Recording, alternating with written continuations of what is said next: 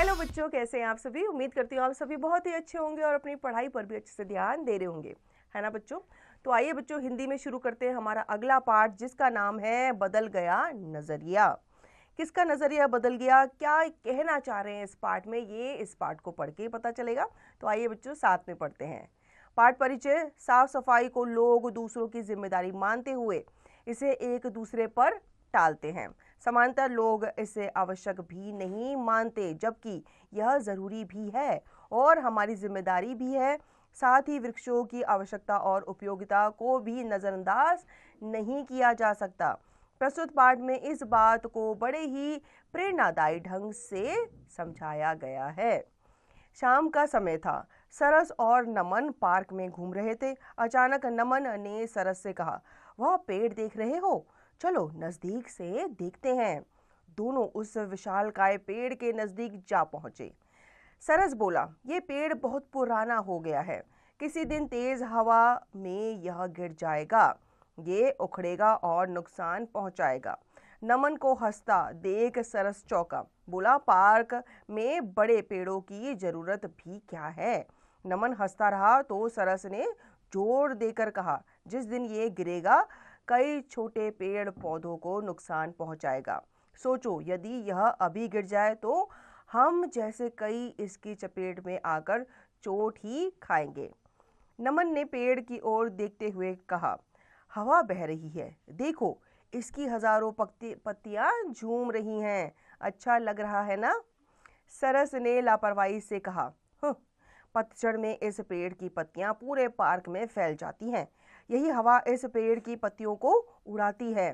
पत्तियां पार्क की नालियों को बंद कर देती हैं। पतझड़ के पूरे मौसम में हर रोज सैकड़ों पत्तियों को साफ करते करते पार्क के कर्मचारी थक भी जाते होंगे। गंदगी ऐसी ही तो फैलती है। नमन बोला, वाकई यह तो मैंने सोचा ही नहीं। सरस ने कहा, पार्क की हर रोज साफ सफाई होती होगी, फिर पत्तियों के ढेर लगते होंगे, उन्हें बोरों में भरकर कहीं ले जाया जाता होगा, जहां जलाया जाता होगा वहां धुआं ही धुआं होता होगा। वैसे भी ठूंठ कबाड़ जलाने से हमारा पर्यावरण और बिगड़ता ही है। तभी पार्क का एक कर्मचारी वहां से गुजरा। उसके हाथ में नन्ही पौध थी, मतलब नन्हा एक पौधा था। नमन ने पूछा, नन्हे पौधों को पार्क में ही लगा रहे हो क्या। पार्क का कर्मचारी बोला, हाँ, ये नन्हे पौधे हैं, कल यही पेड़ बनेंगे। इस पेड़ को देख लो, सालों से खड़ा है, इस पेड़ की छांव तले हजारों आए होंगे, कुछ पल आराम किया होगा। यह पौध इस पेड़ के बीजों से ही तैयार की गई है। इस पेड़ के गिरने से पहले हम हर कोने में इसकी पौध लगाना चाहते हैं। सरस बीच में बोल पड़ा, हम इसी पेड़ की बात कर रहे थे। इस पेड़ के पत्ते तो पूरे पार्क में फैल जाते होंगे ना। पार्क का कर्मचारी बोला, हाँ ये तो है। इस पार्क में कभी गर्मियों में आना, इसकी घनी छांव में बैठना, हर पेड़ अभी भी शान से खड़ा है। बरसात के दिनों में यह पेड़ सैकड़ों लोगों के लिए छतरी बन जाता है।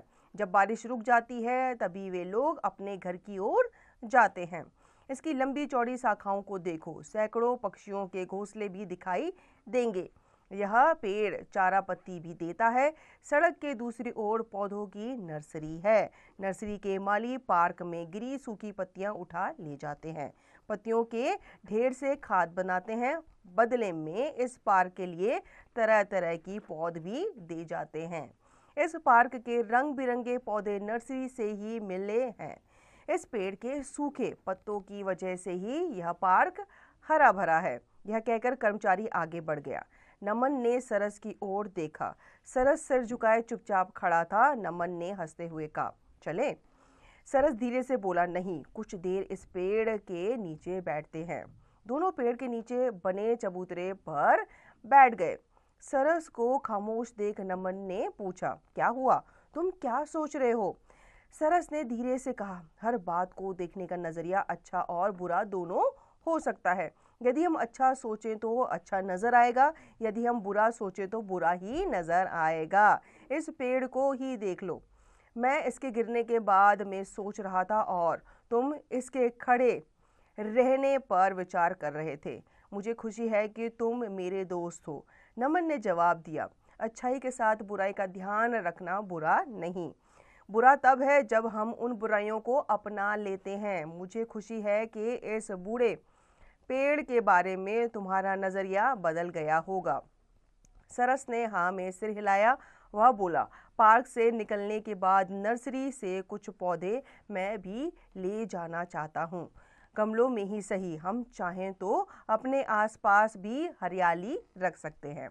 नमन ने मुस्कुराते हुए कहा, चलो, हरियाली के साथ साफ सफाई का भी तो ध्यान रखना है। यह क्या? किसी ने कहा अलविदा। दोनों पीछे मुड़े। बूढ़े पेड़ की शाखाएं हवा में झूल रही थी।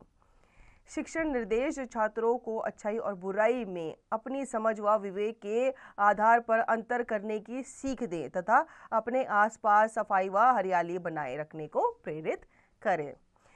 शब्दकोश। नुकसान, हानि, हार्म, कर्मचारी, काम करने वाला, एम्प्लॉय।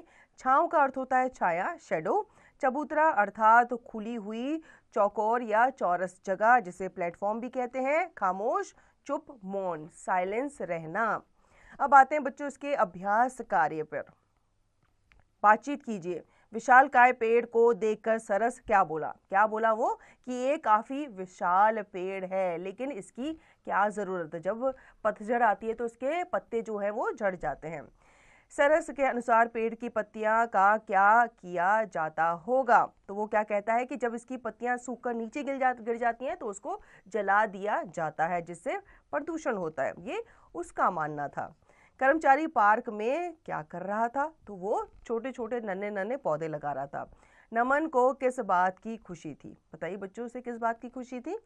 हम बढ़ते हैं आगे पाठ के बारे में। ठीक है, अब आपको क्या करना है, यहाँ पे आपको प्रश्न पूछे गए हैं और यहाँ पे 4 विकल्प दिए गए हैं और साइड में आप देख पा रहे हैं एक बॉक्स आपको दिया गया है। इसमें आपको सही विकल्प का जो गोला है उसको ही रंगना है। जैसे पूरे पार्क में पेड़ की पत्तियां कब फैल जाती हैं? गर्मियों में, सर्दियों में, पतझड़ में या फिर बरसात में? तो वो पतझड़ में फैल जाती हैं, गिर जाती हैं, क्योंकि पतझड़ का मौसम ऐसा होता है जिसमें सारे पेड़ जो होते हैं वो अपनी पत्तियां गिरा देते हैं। तो आप यहाँ पे जो सी विकल्प है इसको आप अच्छे से रंगेंगे। इसी प्रकार से आप बाकी प्रश्न पढ़ेंगे और सही विकल्प वाले गोले को ही रंगेंगे। अगला है रिक्त स्थान भरिए।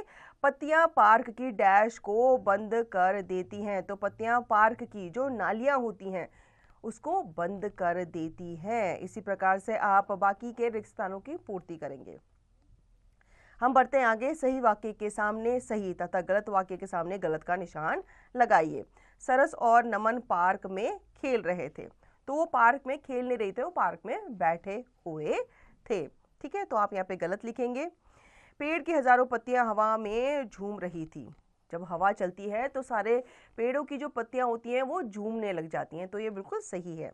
इसी प्रकार से आप बाकी के वाक्य पढ़ेंगे और सही और गलत का निशान लगाएंगे। हम बढ़ते हैं आगे। प्रश्नों के उत्तर लिखिए। सरस के अनुसार पार्क में खड़े बड़े पेड़ से क्या नुकसान है? तो वो कहता है कि पार्क में जो पेड़ खड़ा है इसके नुकसान ये हैं कि जब इसकी पत्तियां गिर जाती हैं तो पूरे पार्क में फैल जाती हैं, वो पूरे पार्क को क्या करती हैं? गंदा करती हैं।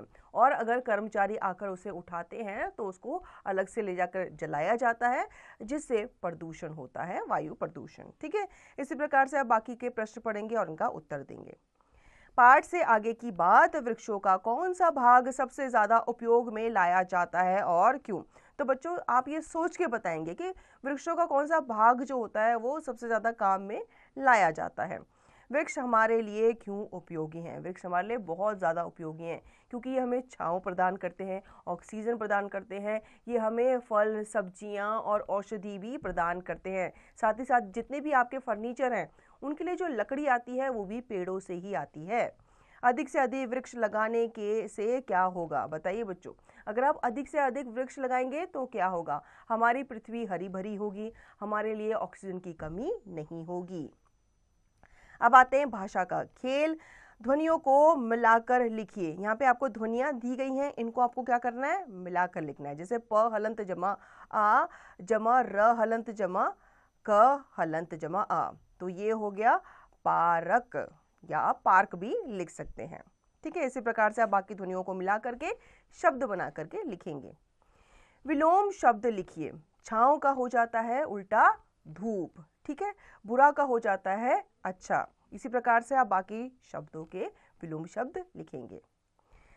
अगला है पढ़िए। सरस ने धीरे से कहा, पेड़ को देख लो, मुझे खुशी है। उपयुक्त वाक्यों में रंगीन छपे शब्द किसी व्यक्ति, वस्तु व भाव के नाम हैं। नाम व्याकरण में क्या कहलाते हैं? संज्ञा कहलाते हैं। और संज्ञा के 3 भेद होते हैं। व्यक्तिवाचक संज्ञा किसी विशेष प्राणी, व्यक्ति या वस्तु का नाम, जैसे चेतक, राघव, हिमालय आदि। ये सब भी क्या होते हैं? व्यक्तिवाचक संज्ञा कहलाते हैं। जातिवाचक संज्ञा किसी भी संपूर्ण जाति का बोध कराने वाले शब्द, जैसे लड़का।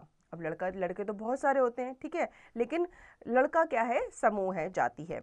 नदी, नदियां भी बहुत सारी होती हैं, ठीक है, गंगा, यमुना, लेकिन ये एक जाति के अंतर्गत आती है जिसे नदी कहते हैं। वृक्ष आदि।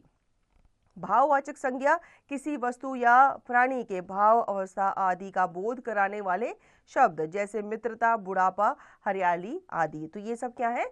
भाव हैं। वाक्य में संज्ञा रेखांकित कीजिए और भेद लिखिए। तो यहाँ पे पहला वाक्य है, नमन ने सरस की ओर देखा। तो आप नमन और सरस को रेखांकित करेंगे और यहाँ पे लिखेंगे व्यक्तिवाचक संज्ञा, क्योंकि ये व्यक्तियों के नाम हैं, ठीक है। इसी प्रकार से आप बाकी के वाक्य पढ़ेंगे और इसमें संज्ञा को रेखांकित करके उसका भेद लिखेंगे। हम बढ़ते हैं आगे। द्वित्व व्यंजन वाले शब्दों पर गोला बनाइए। द्वित्व वाले व्यंजन जिसमें जो शब्द होते हैं, 2 वर्ण जो होते हैं वो एक साथ आते हैं, जैसे कि पत्ता, ठीक है, इसमें आधाता है और पूराता है। और जैसे कि मक्का, अम्मा, गड्डी इत्यादि, इन पे आप क्या करेंगे? गोला लगाएंगे।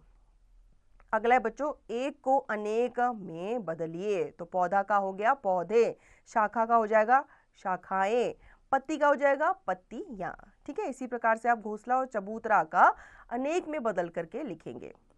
अब आते हैं बच्चों की सभा पर। आओ कुछ करें। अपने घर के एक गमले में कुछ बीज डालकर उसको ध्यानपूर्वक देखिए कि वह कब बड़ा होकर एक पौधा बनता है। तो ये कार्य आपको करना है। इसमें थोड़ा समय लग सकता है, लेकिन आप धैर्य बनाए रखिएगा। पत्र लिखो। अपनी छोटी बहन को वृक्षों के लाभ बताते हुए एक पत्र लिखिए। अब वृक्षों के क्या क्या लाभ होते हैं, उसको आपको एक पत्र में अपनी छोटी बहन को लिखना है।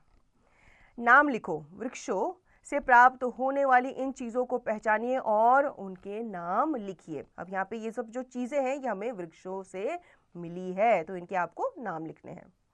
चित्र बनाओ। वृक्ष का चित्र बनाकर उसके विभिन्न भागों के नाम लिखिए। यहाँ पे आपको जगह दी गई है, इस जगह में आपको क्या करना है? वृक्ष का चित्र बना के उसके जो विभिन्न अंग होते हैं, उसकी पत्तियाँ, डाली, उनका आपको नाम लिखना है। तो इसी के साथ ये अध्याय यहीं पे समाप्त होता है। उम्मीद करती हूँ आपको ये अध्याय अच्छे से समझ में आ गया होगा। इस अध्याय को आप पुनः दोहराएंगे और इसका निरंतर अभ्यास आप करते रहेंगे।